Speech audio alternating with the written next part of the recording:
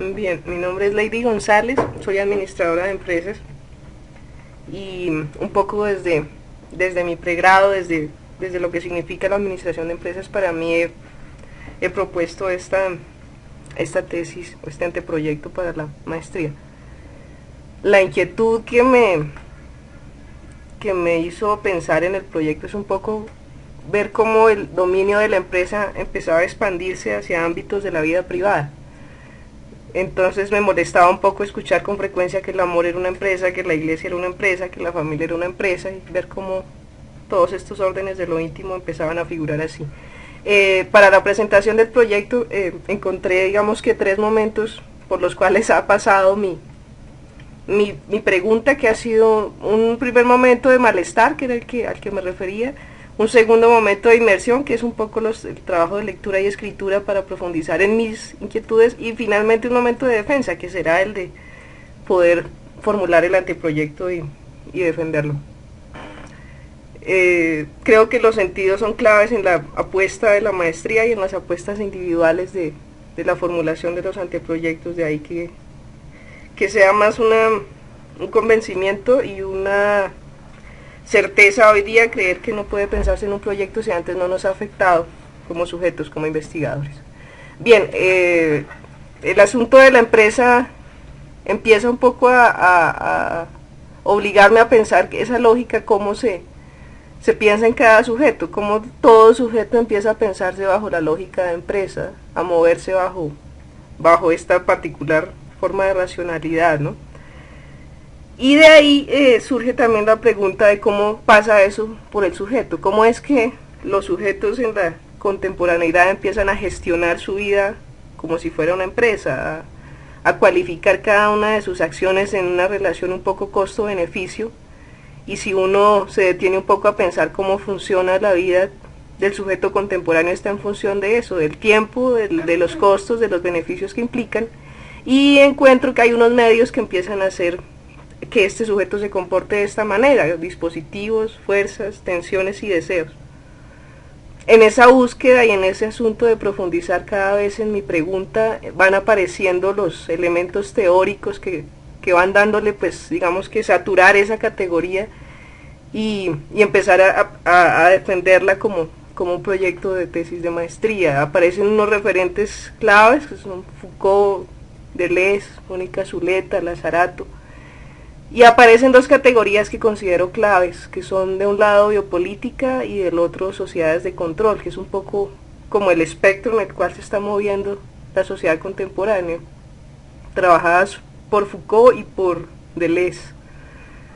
En esa misma lógica aparecen conceptos, ¿no? Los conceptos claves que van a servir como herramienta de trabajo, que son la gestión de sí, cómo el sujeto se gestiona, y por otro lado la subjetivación capitalista, ¿no?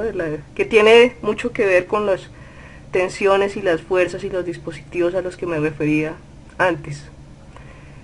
Ahora, el asunto es que ya es un sujeto, es el sujeto al que quiero investigar, su configuración, y ver un poco la molecularización de esta forma empresa, cómo es en la piel, es en la carne que el sujeto empieza a ser máquina con la lógica empresarial.